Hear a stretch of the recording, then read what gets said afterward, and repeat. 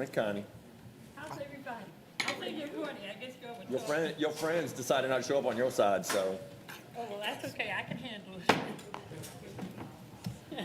Good morning and welcome to this special hearing on the millage rate on Wednesday. Forgot the day of the week. Wednesday, June 14th, 2023. This is a public hearing. This is not your regular board meeting. This is a special hearing, and when we say hearing, that's exactly what we will be doing. First, we'll have a presentation from Finance, Ms. Paige Cooley. Thank you, Mr. Moss.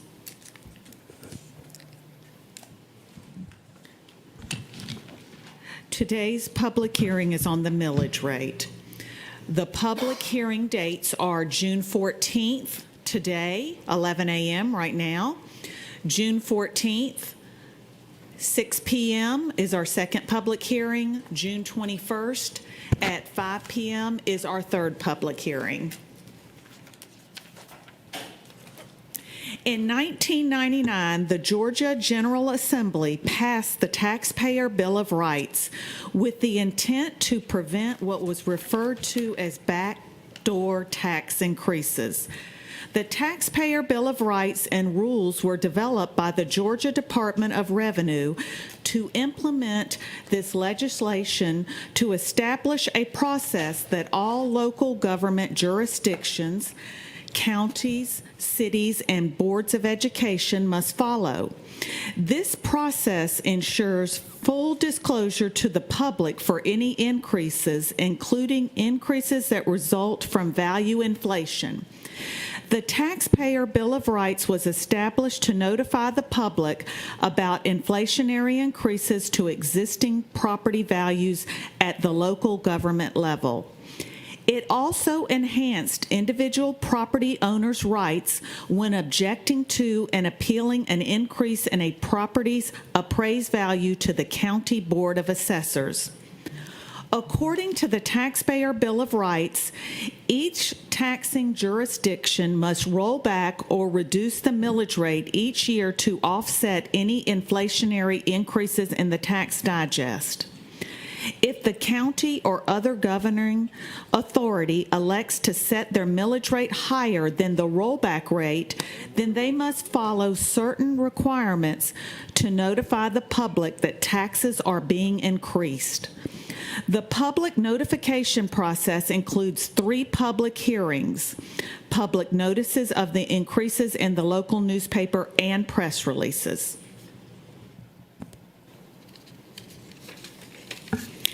Each year, the Chatham County Board of Assessors establishes the taxable value of all property in the county and publishes the certified tax digest for each taxing jurisdiction. The Board of Education has 2 separate taxing jurisdictions and therefore receives 2 separate tax digests. One for maintenance and operations and another for bond indebtedness. Each of these 2 taxing jurisdictions has its own millage rate, which is determined by the board. Taxable values exist for 6 types of property: real property, personal property, vehicles, motor homes, timber, and heavy-duty equipment. Digest values for both jurisdictions are shown on the chart. The current digest amounts and amounts for the last 5 years were published in the local newspaper as required by law. Sometimes when assessed property values go up, homeowners will pay more taxes even when the school district millage rate remains unchanged or is lowered. Even though the millage rate has not gone up, taxpayers may see increased cost. This is because the value of their property has increased. In the chart presented, the red line represents the millage rate. The millage rate in the example is unchanged.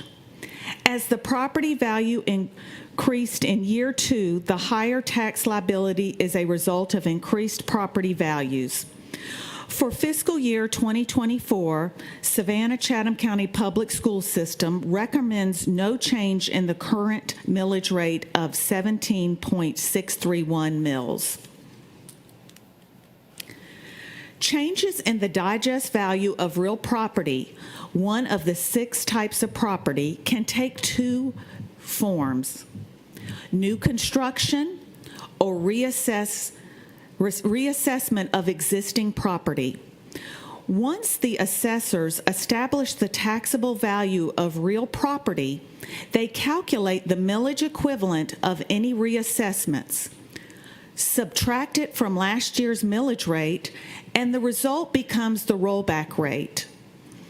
This millage equivalent is determined by taking the value of reassessments divided by the total digest and multiplying the result of last year's millage rate. This calculation is shown on the slide. The tentative millage rate adopted by the Board of Education for maintenance and operations exceeds the rollback rate.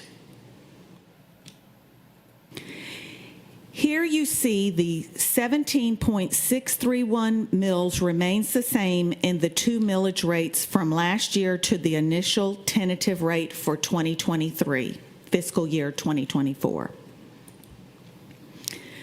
Calculation of school taxes on a home valued at $250,000 with only the state regular homestead exemptions is shown on the slide 7. This is an example of a property tax bill in which the property value increases using the recommended millage of 17.631 mils. The total estimated tax is $2,302.42. This is an example of a property tax bill in which the property value does not change using 17.631 mils. The total estimated tax is $2,146.86. Slide 10 is an example of a property tax bill in which the property value decreases using the recommended millage of 17.631 mils. The total estimated tax is $1,982.95. This concludes the presentation on the school millage rate. Thank you very much. Thank you. So now to hear from the public. We have one person signed up, Mr. Bill Edwards.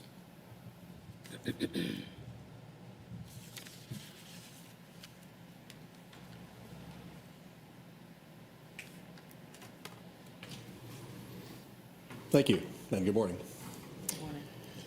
So on the millage rate, I've always been amused with government organizations that never seem to have enough money. No matter how much we send them, no matter how much they increase their taxes, they always need more and always manage to come up with projects that probably could cost $200,000, but they spend $3 million on it. So they never ask how we can do with less. All of us have to live on a budget. And with inflation going up, with everything else that's going on, this seems to me the fact that, you get the largest portion of the budget for Chatham County. You've had the East Bloss tax, building these mansions for the little kiddies, but the test scores aren't going up. Which the test scores are going up in conjunction with what we're costing on the buildings. Heard something just recently that's saying you're looking for translators. I would suggest that these people learn English. It was my experience when I was in the 4th grade at Jacob G. Smith, I'm a public school product here, that we had a young man come in from South America who could say, please, thank you, and where's the bath, or may I go to the bathroom? Within 3 weeks, he was speaking English with us because he was immersed in the language all the time. There wasn't any ask which language you want to speak or anything of that nature. Now, we may need a translator or two at least for a while. These people need, if they're going to come here, they need to learn the language. And I would suggest also that we got apps on the phone now where you can talk into the phone and it'll translate into the language that you want it to. So we can work on that for a while. When I was teaching remedial English at Savannah Tech 20 years ago, after a few days, I told those kids, you probably have a right to sue the Chatham County School Board of Education, because I can't teach you in 12 weeks what you should have learned in 12 years. I diagrammed a sentence on the board one day, and they looked at me like I just stepped off a flying saucer from another galaxy. They had never seen a diagrammed sentence before and didn't know what it was for, but they couldn't string two sentences together. And having been in media and covering kids for the last 40 years in this community, thank you notes that I have received from the kids for some story I did about them were never done in cursive. They were always printed. I was glad to see Dr. Lockamy, I think a few years ago, did reinstate teaching cursive in our public schools here. Congratulations. But you ask for a lot. We are welcome to give it to you. But we want our kids to be taught reading, writing, and arithmetic and learnable skills that can be used in life, whether they want to be doctors, lawyers, mechanics, whatever it is they want. But this political correctness that's going through in our schools these days, where they've got to be taught diversity and everything else, and some multiculturalism which doesn't exist. We have a distinct American culture, and we ought to be teaching the greatness of America and that you can succeed, and you teach them how to succeed, and you teach them skills that they can use. Math is not racist. Anybody that thinks so, I don't want them building my bridges or working on my airplanes. So please, teach the basics and learn to live within your budget like the rest of us. Thank you. Thank you.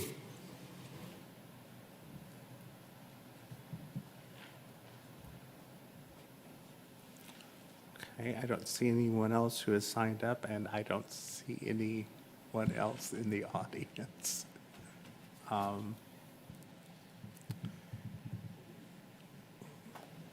We good? Anyone from the board? We're good? All right.